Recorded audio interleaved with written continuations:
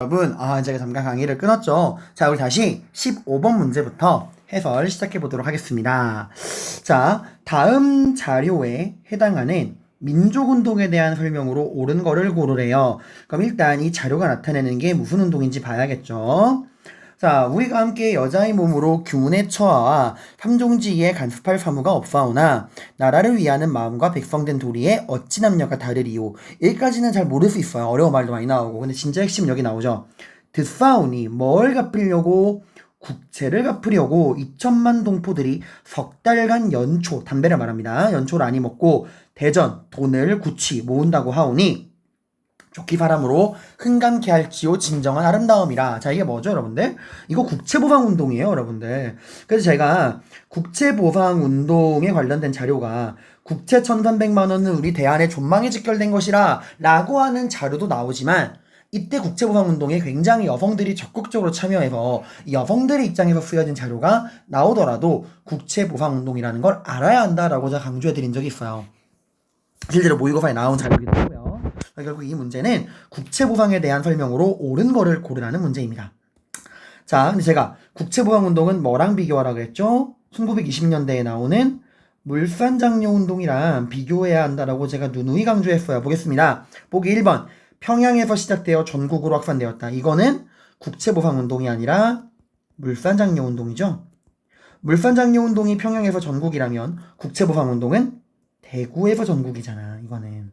그치?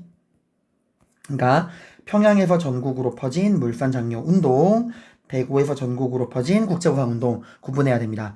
일제 황무지 개강권 요구를 철회시켰다. 이건 뭐의 활동이요? 이건 보안회의 활동이죠, 여러분들. 러일 전쟁 당시에 일본이 황무지 개강권을 요구하니까 우리 보안회가 그걸 막아냈던 거였죠. 한참 뒤에, 이건 이전의 이야기죠. 이건 1904년이고 국제보상운동 1907년이니까. 근데 뭐 연도는 여러분이 모르더라도 다르다는 건 구분할 수 있어야 됩니다. 자, 3번. 조선 총독부의 탄압과 방해로 실패했다. 함정이죠. 여러분, 일본의 방해로 인해 국채보상운동이 실패한 건 맞아요. 하지만 국채보상운동은 한일 병탄 이전이잖아. 그러니까 총독부의 방해가 아니죠. 누구의 방해입니까? 한일 병탄 이전은 통감부의 방해죠. 총독부라는 건 한일병합 이후잖아. 그러니까 이거야. 1910년 한일병합 이전에는 우리나라를 일본이 통감부를 통해 지배를 했고, 한일병탄 이후에는 총독부를 통해 지배를 했잖아. 근데 지금 우리가 공부하는 이 국제보상운동은 한일병탄 이전이니까 통감부의 방해로 실패한 거예요. 총독부가 아닙니다. 한일병합 이후가 아니니까. 그래서 틀린 거죠. 그래서 틀린 거고. 한국중앙총상회. 여러분, 한국중앙총상회 언제 나왔죠, 여러분들? 네, 이거는 여러분 대한제국 시기에 나온 거예요. 대한제국 시기. 근데 한국중앙총상회는 딱 1년만 존재하는 조직이라 그랬어. 한국중앙총상회가 누굴 지지하는데. 그지? 이 한국중앙총상회는 누가 만든 거야, 일단? 시전상인들, 한양, 한성의 근거지를 두고 있는 시전상인들이 만든 조직이었죠. 그 외국 상인들의 이권 침탈로부터 상권을 수호하기 위해. 아무튼 이 시전상인들이 만든 한국중앙총상회는 독립협회를 지지했어. 그래서 이제 고종이 독립협회를 해산시키는 과정에서 해산되고 한국중앙총상회도 사라지게 됩니다. 고종이 독립협회를 해산시키는 과정에서 뭘 동원했죠? 한국협회. 이 한국협회는 보부상들이 중심이 된 조직이었고, 이 한국협회는 대한제국을 지지했잖아. 그죠, 여러분들? 그래서 이 고종이 한국협회를 동원해서 독립협회를 해산시키는 과정에서 한국협회, 한국중앙총상회 모두 1898년 다 사라지게 됩니다. 독립협회가 해산될 때 같이 사라져요. 그래서 한국중앙총상회가 국채보상운동을 진행했다는 건 말이 안 되죠. 국채보상운동은 1907년 한참 이후의 일이고, 한국중앙총상회는 독립협회가 사라지면서 함께 사라지니까 시기가 다른 거야. 그죠, 여러분들? 국제보상운동은 1907년. 이거 한국중앙총상회는 독립협회가 사라지면서 사라진 거니까. 그 연도는 안 외우더라도 얘들아, 독립협회가 해산될 때 한국중앙총상회가 사라지고, 그리고 국제보상운동은 그보다 한참 뒤의 이야기니까 이렇게 연도를 외울 필요 없어요. 시기만 파악하셔도 이 문제는 풀 수 있습니다. 3, 4번이 함정이었어요. 자, 그리고 국제보상운동은 누가 지원했다? 황성신문 제국신문의 후원을 받아 진행했다. 이게 정답이죠. 또 하나 더. 베델과 양기탁이 운영했던 대한매일신보도 함께 이 국치부상운동을 후원했었죠. 정답은 5번입니다. 자, 그 다음에 16번. 가나 조약 체결 사이 시기의 경제 상황으로 적절한 것은 이게 좀 많이 어려웠을 거예요, 여러분들. 일단 가는 뭐예요? 가는 부산항구에부터 일본 인민이 통행할 수 있는 도로의 이정은 동서남북 10리로 한다. 이거는 일본 상인들이 우리나라에서 무역을 하더라도 정해져 있는 그 계양장 안에서도 정해진 거류지, 간행이정 10리를 벗어날 수 없다라고 하는 거류지 무역을 규정한 조일 수호조규 부록이에요.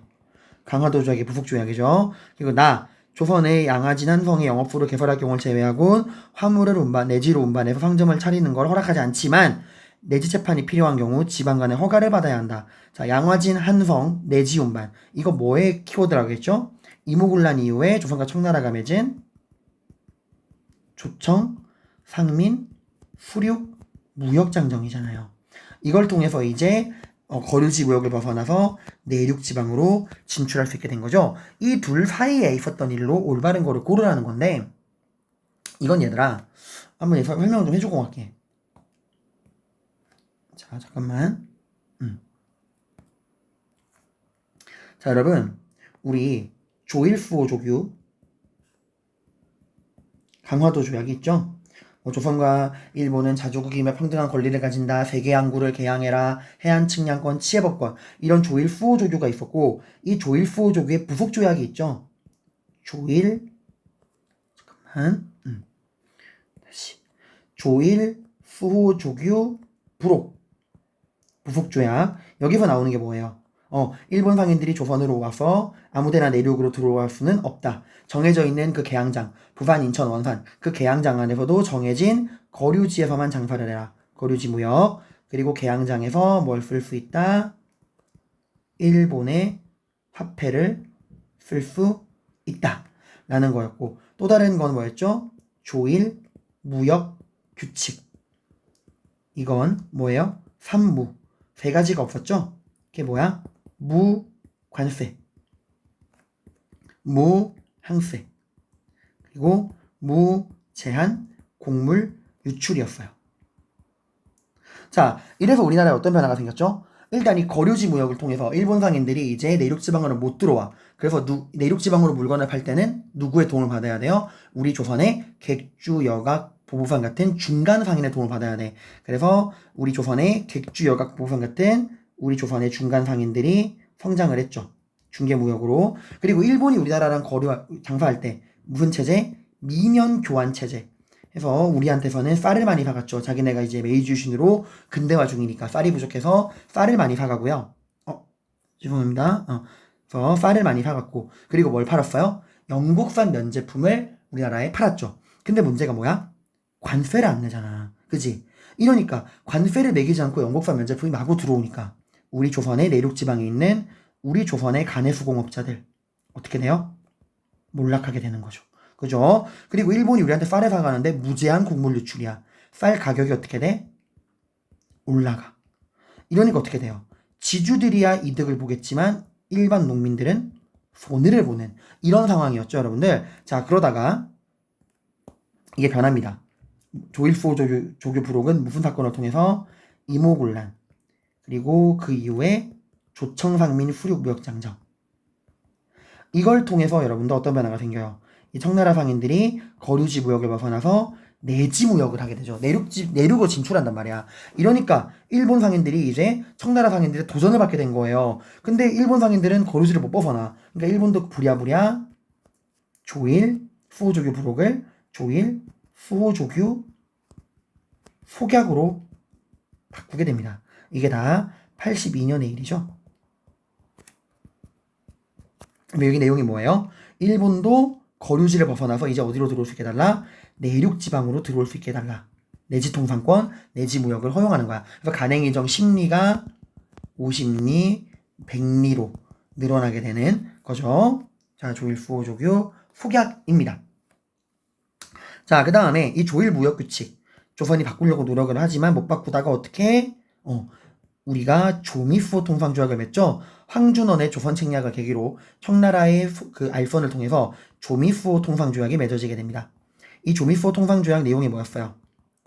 최애국 대우, 거중조정, 관세, 치해법권 이런 것들이 있었죠, 여러분들. 이 최애국 대우는 미국이 처음으로 이제 가져가는 겁니다. 자, 그래서 이거 이후에 이 조일 무역 규칙이 조일 통상장정으로 바뀌게 돼요. 83년이죠. 82년이고. 조미수호 통상조약이 맺어지고 이제 이모군란 터지고 뭐 이렇게 딱 순서 기억하실 겁니다, 여러분들. 조일 통상장정. 이제 일본에게 우리가 말할 수 있는 거야. 너희도 뭐 내라? 관세 내라.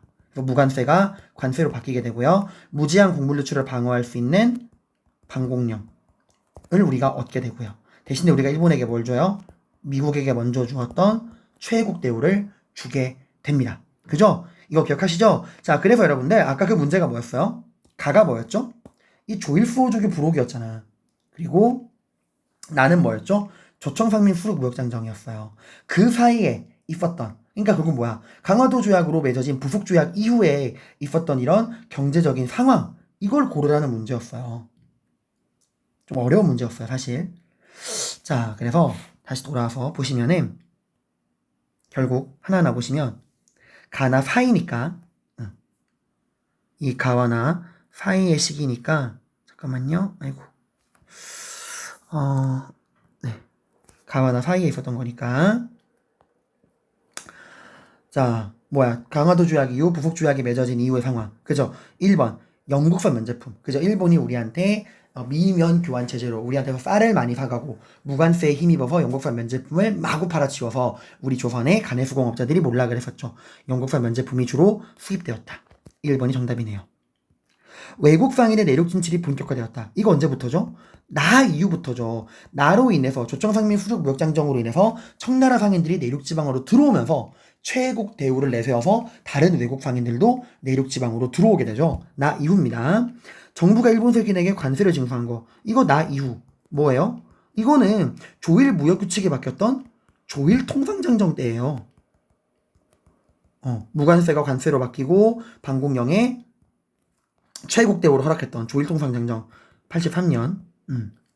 이것은 나 이후죠. 그리고 황해도랑 함경도에서 방공령이 선포되었다. 이 조일 통상장정으로 우리가 얻은 권리인 방공령, 그게 시행된 것도 나 이후예요. 조일 통상장정 이후니까. 연도로 따진다면 1899년 1898년 막 이럴 때 함경도랑 황해도 등지에서 방공령을 선포했지만 한 달 전에 말하지 않았다는 트집을 잡혀서 우리가 벌금만 물고 실패하죠. 선포된 거는 나 이후 조일 통상장정 이후입니다. 이때 얻은 권리니까. 그러니까 연도 외우지 않아도 조일 통상장정이 나 이후라는 것만 아시면 당연히 조일 통상장정에서 허락받은 방공령도 그 이후라는 걸 알 수 있죠. 그리고 일본의 금융 침투에 대응해서 민간은행이 설립된 거. 최초의 민간은행 조선은행. 자, 우리나라의 은행이 언제부터 들어와요? 갑오개혁 때부터야, 얘들아. 뭐 때문에? 화폐제도 개혁, 은본위 제도가 나오잖아요. 이제 국가가 보유한 은행만큼만 화폐를 발행하겠다. 그러면서 이제 은행이 나오게 되는 거예요, 여러분들. 은본위 화폐제도 이런 것들이 나오면서. 갑오개혁 되니까 한참 이후잖아요, 나 이후. 정답은 1번이죠. 자, 17번 문제. 밑줄 친 의병. 이거 의외로 함정에 빠진 친구들 많던데, 봐봐. 밑줄 친 의병입니다. 저는 을미년의 극악한 변고, 이게 뭐예요? 을미사변이죠. 이게 있은 후에 동료들이랑 의병을 일으키려 했다. 이건 무슨 의병이야? 을미의병이야. 근데 지금 묻는 거 그게 아니지. 여기 밑줄이 없잖아요, 여러분들. 이거 밑줄이 없잖아. 그러니까 이게 이 의병이 을미의병인 거 맞지만 이걸 지금 묻는 거 아닙니다. 근데 아무튼 을미년의 그 변고, 을미사변에 열받아서 을미의병을 일으키려고 했는데 못하고 왔다. 그러다가 지난해 10월 늑약, 이게 뭘 말하는 거죠? 을사늑약이에요. 을사늑약에 일러서 결국에 내가 의병을 일으켰다. 무슨 의병? 이게 밑줄 쳐져 있죠? 그러니까 밑줄 친 의병은 뭐예요? 그래요, 을사의병이에요. 저기 문제는 뭐에 대한 문제예요? 을사의병에 대한 설명으로 옳은 거를 고르라는 문제입니다. 자, 근데 이것도 센스과 보기를 보시면 풀 수 있어요. 유인석, 이소홍 등 유생들이 주도한 거는, 그죠? 성리학적 관념에 의해서 위전적사 양반 유생들이 주도했던 을미의병이고요. 평민 출신의 의병장이 처음으로 등장한 게 언제예요? 그죠? 이게 을사이병이죠. 그리고 다 해산된 농민들이 활빈당을 결성한 거는 을미의병 때죠. 을미의병의 한계가 그 양반 유생들이 주도하다 보니까 성리학적 관념을 벗어나지 못했다. 그래서 고종이 아간파천 이후에 을미개혁 단발령을 취소하고 의병에게 해산을 권고하니까 자신 해산했잖아. 그러니까 이 농민들이 그걸 받아들이지 못하고 반발하면서 활빈당을 조직을 했었죠. 을미의병 이후죠. 이거는 남한 대토벌 작전으로 인해 활동이 위축된 거는 정미의병 이후의 일입니다. 그리고 국제법상 교전단체로 승인해 줄 걸 요구한 것도 정미의병 때죠. 해산된 군인들이 합류했던. 그러니까 결국에 이번만 을사이병이에요, 여러분들. 그래서 이것도 보기만 잘 분석하면은 풀 수 있는 문제였죠. 2번. 자, 18번. 다음 글을 읽고 물음에 답하시오. 자, 이게 이제 일본의 국권 침탈 과정을 나타낸 건데 우리 가랑 마와의 자료가 나타내는 게 뭔지 한번 볼까요? 자, 가. 한국 정부는 지금부터 일본의 중개를 거치지 않고서는 국제적인 성질을 가지고 있는 어떠한 조약이나 약속도 맺지 않을 걸 약속한다. 이게 뭐죠? 2차 한일협약. 을사늑약이죠. 외교권을 빼앗겼던. 그리고 한국 정부는 법령 제정 및 중요한 행정의 처분은 미리 통감의 승인을 받아라. 여러분 이게 통감만 나온다고 여러분이 무조건 을사늑약으로 연결되는데 아닙니다. 을사늑약으로 통감부가 설치되고 통감이 임명됐지만 그때 통감은 외교권만 관장하는 거였어요. 물론 실질적으로는 다 했지만 근데 그 이후에 이제 고종이 을사늑약에 반발하는 헤이그 특사를 보내고 그 헤이그 특사 이후에 고종이 강제 퇴위당한 다음에 순종이 황제가 되고 그 순종이랑 정미칠조약을 맺잖아요. 한일 신협약. 여기서 이제 통감의 권한이 무지하게 강화되죠. 고등관리 임명권, 행정처분권, 법령제정 동의권, 거기다가 차관 임명, 군대 예산 이런 것들을 가져가는. 그래서 이거는 아이고 또 뭐 잘못 입력했네요. 이거는 정미칠조약입니다. 나는 다 러시아 정부는 일본이 한국에서 이런 탁월한 권리를 가지는 걸 인정하겠다. 이거는 러일 전쟁에서 이제 일본이 승리한 다음에 러시아가 조선에 대한 일본의 독점적인 지배를 인정해준 포츠머스 강화 조약입니다. 일본 제국 정부는 군사 전략상 필요한 지점을 마음대로 이용할 수 있다. 이건 이제 러일 전쟁 이후에 일본이 우리의 군사 거점을 마음대로 이용하기 위해서 겉으로는 우리의 영토를 보존하기 위한다라고 했지만 실제로는 우리의 군사 거점을 이용하기 위해서 맺었던 한일의 정서였죠. 대한제국 정부는 일본 제국 정부가 추천한 외국인 한 명을 뭐에 임명하래? 고문으로 임명하래요. 이게 뭐였죠? 고문 정치로 대표되는 1차 한일협약. 외교 고문으로 미국인 스티븐스, 재정 고문으로 일본인 메가다. 이 메가다가 우리나라에 와서 화폐 정리 사업을 시행을 했죠. 자, 이렇게 파악을 해보시고 가마에 대한 설명. 자, 가는 뭐예요? 2차 한일협약, 을사늑약이죠. 위임과 비준 절차를 거치지 않았죠. 그래서 늑약인 거잖아. 그죠? 지금 옳지 않은 걸 고르는 건데 위임, 비준 절차 거치지 않은 거 맞아요. 이 결과 외국 주재 대한제국공사가 소환되었다. 이건 나가 아니라 뭐죠?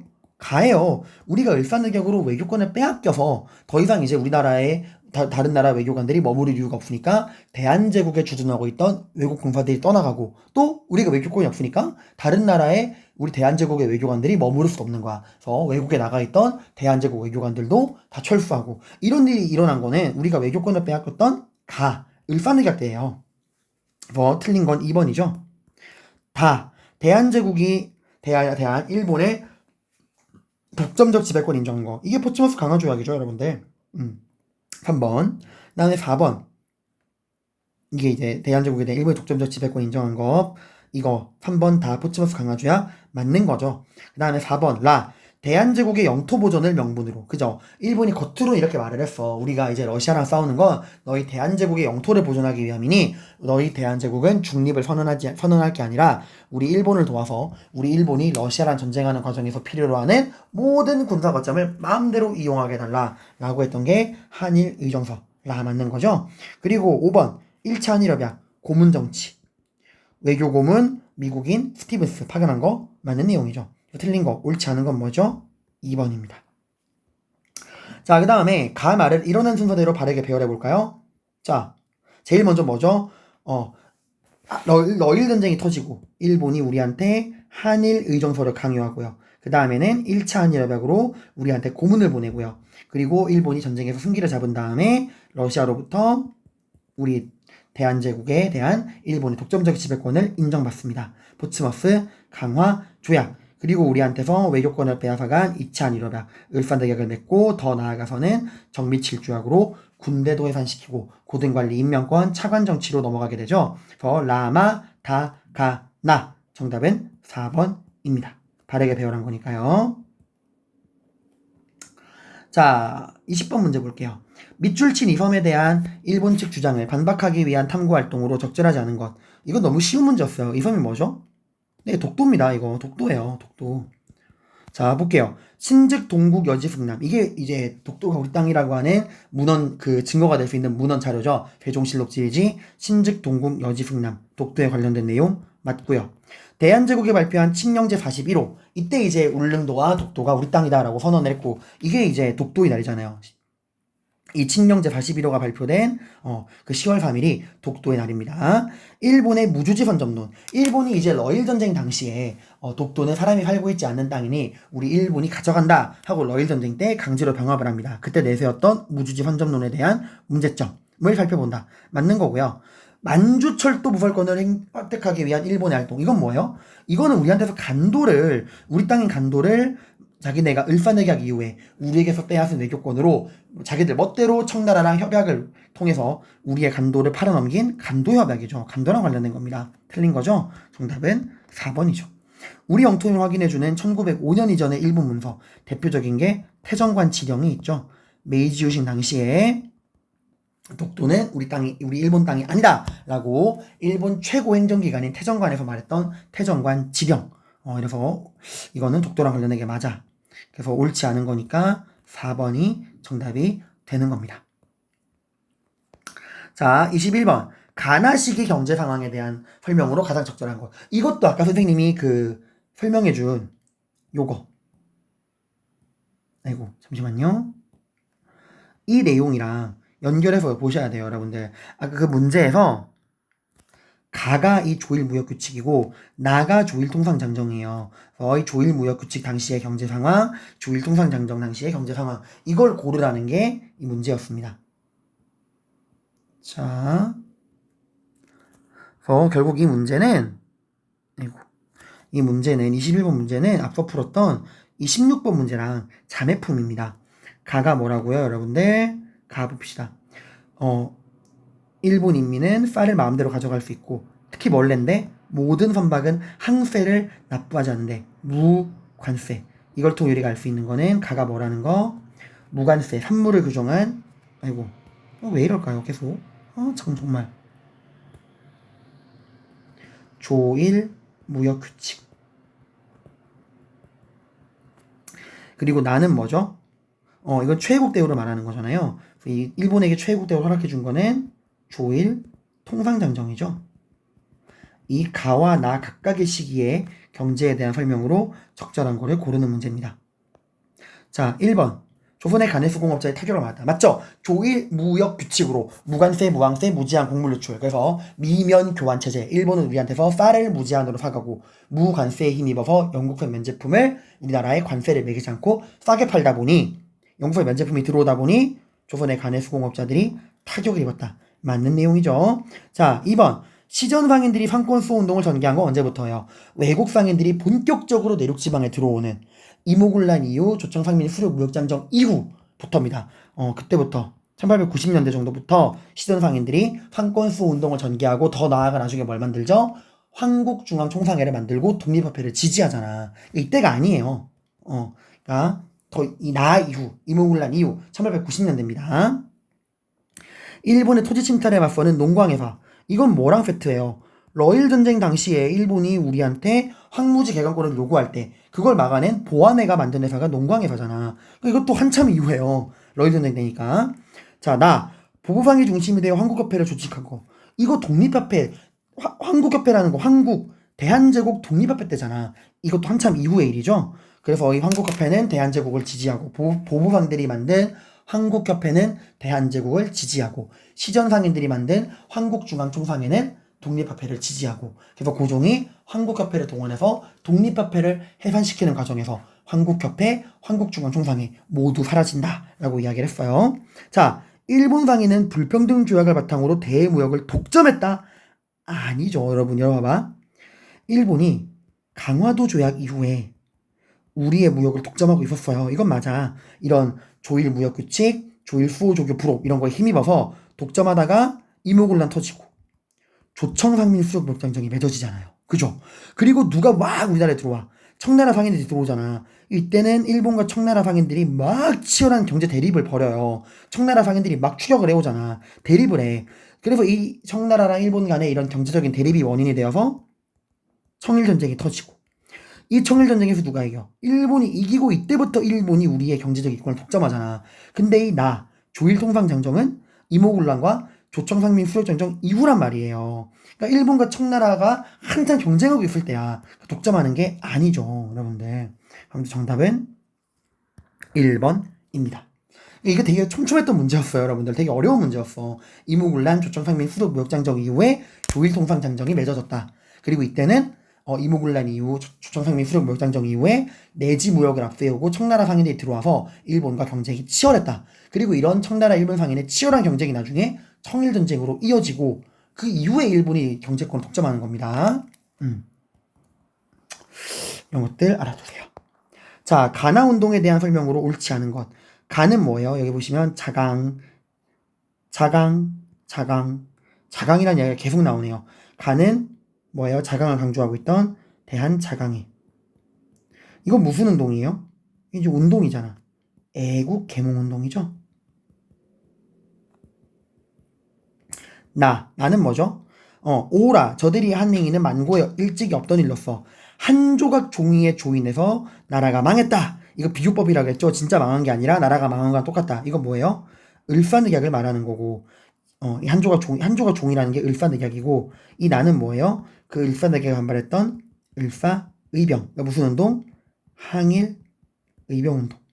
즉 이 문제는 애국계몽운동과 항일의병운동에 대한 설명으로 옳지 않은 거를 고르라는 문제입니다. 애국계몽운동, 사회진화론을 이념적 기반으로 삼았다. 그쵸? 약육강식과 적자생존이라고 하는 이 진화의 법칙이 자연생태계에 적용되는 이런 진화의 법칙이 인간 사회에도 그대로 적용되니까 강한 나라가 약한 나라 식민 지배하는 거 당연한 거다. 라고 하는 걸 통해서 실력 양성을 주장했잖아요. 그죠? 우리도 실력을 길러서 진화해야 한다. 라고 했던 사회진화론에 기반한 게 애국계몽운동이고요. 그래서 어떻게 실력을 길러야 돼? 교육과 산업을 통해서 실력을 기르자. 맞고요. 항일의병운동은 국권회복을 추구했죠. 애국계몽운동은 실력 양성을 추구했어. 선실력 후독립이지만 항일의병운동은 일본이 잘못한 거다. 그러니까 일본과 싸우자 해서 국권회복을 우선시합니다. 독립우선이었죠. 하지만 이런 항일의병운동은 봉건적인 유교사상의 한계를 보이기도 했죠. 을미을사의병에서 그런 모습들이 보입니다. 최익현의 투항, 을미사병과 그 고종이 아간파천 이후에 해산하라 그러니까 해산한다든가 이런 것들, 또 정미의병 때 평민의병장에 대한 차별 이런 것들을 통해서 이런 모습이 보이기도 하죠. 자, 가나 모두 고종의 강제퇴위를 계기로 발생했나요? 이게 얘들아 좁게 봐서 대한자강에는 그럴 수 있어. 고종의 강제퇴위를 반대한 거니까. 하지만 이 나는 뭐예요? 을사늑약에 반발한 을사의병이잖아. 넓게 보건 좁게 보건 틀린 겁니다. 그죠? 그래서 옳지 않은 거니까 정답은 5번이죠. 자, 23번. 다음 가상일기가 쓰인 당시의 모습으로 가장 적절한 것. 자, 오늘 서대문과 청량리에 처음 설치된 전차. 우리나라 최초의 전차. 서울과 인천. 죄송합니다. 우리나라 최초의 전차가 뭐예요? 서울 안에서 서울 시내, 이 서대문과 청량리, 서울 시내를 연결하는 전차가 개통된 건 언제예요? 1899년이야. 1898년에 한성전기회사가 들어서고 1899년에 최초의 전차가 서울에 개통이 됩니다.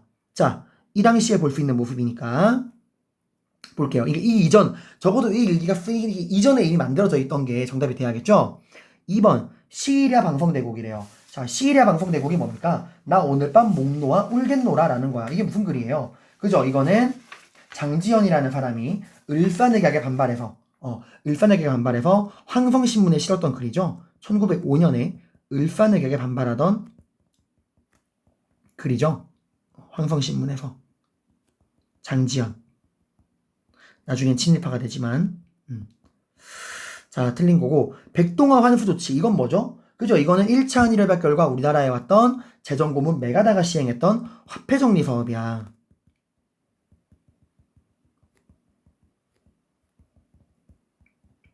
자, 그리고 한성순보는 여러분들 언제부터 언제까지죠? 이거는 83년부터 86년까지 만들어졌던 신문이었죠, 여러분들. 이것도 여러분들 아니죠. 한성순보 아닙니다, 여러분들. 이건 이전이죠.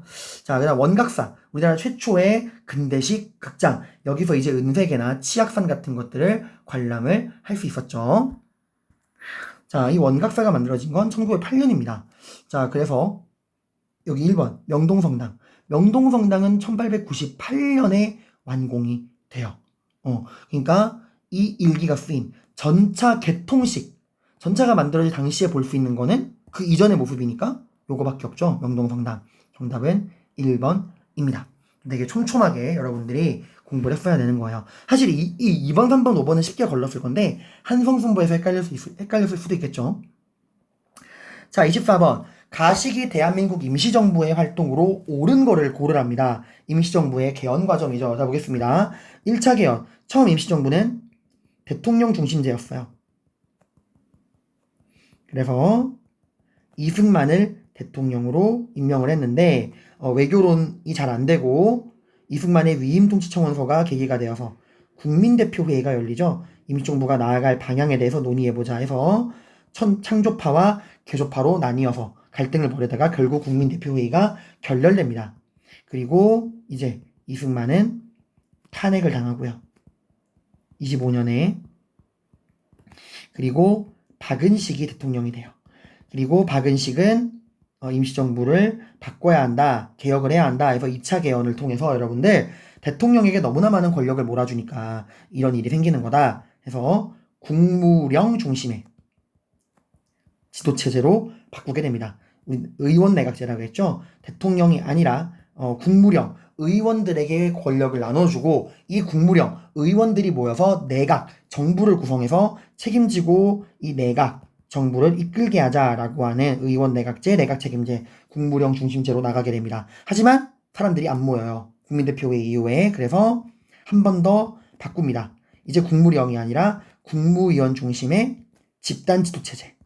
누구나 오시기만 하시면 권력을 나누어 드릴 테니까 제발 함께 하시죠. 이래도 와 안 와? 안 와. 그래서 김구 선생님이 무너져가는 정부를 되살리기 위해서 한인 애국단을 조직을 하잖아요, 여러분들. 그리고 이 한인 애국단에서 이봉창과 윤봉길, 특히 윤봉길의 의거가 대박을 치면서 중국 국민당 정부가 임시정부를 도와주게 되죠. 장제스가 100만 명의 중국 군대가 못한 일을 한 명의 청년이 해냈다라고 이야기를 했고, 국민당의 적극적인 지원에 힘입어서 이제 충칭으로 옮기고 화려한 부활을 하게 됩니다. 그래서 4차 개헌 때 주석 중심의, 더 이상 집단 지도체제 같은 이런 거 하지 않아요. 사람도 모이고 돈도 모여서 주석 중심의 집단 지도체제로 나아가게 됩니다. 죄송합니다. 잘못 말했어요. 죄송해요. 집단 지도가 아니라 주석 중심의 단일 지도. 집단으로 할 필요가 없죠. 단일한 지도 체제로 나아가게 되고 주석은 김구. 그리고 이때 한국 독립군도 창설하게 되고 일본에게 선전포고라고요. 조소왕의 삼균주의에 기반한 건국 강령도 발표하면서 임시정부가 본격적인 체제를 정비하게 됩니다. 한국 독립당도 만들고요. 그리고 더 규모가 커져서 44년에는 김구 주석과 함께 김규식을 부주석으로 임명하는 주석 부주석 체제로 바꾸게 되죠. 자, 그래서 이 가에 들어갈 건 뭐예요? 이 침체되어 있는 정부를 살리기 위해서 김구가 한인의 국단을 만들었다는 거. 이걸 아는 게 핵심이야. 자, 국무령 중심의 집단 지도 체제는 언제예요? 이건 2차 개헌 때잖아, 얘들아. 그리고 국무부 직할의 광복군 사령부.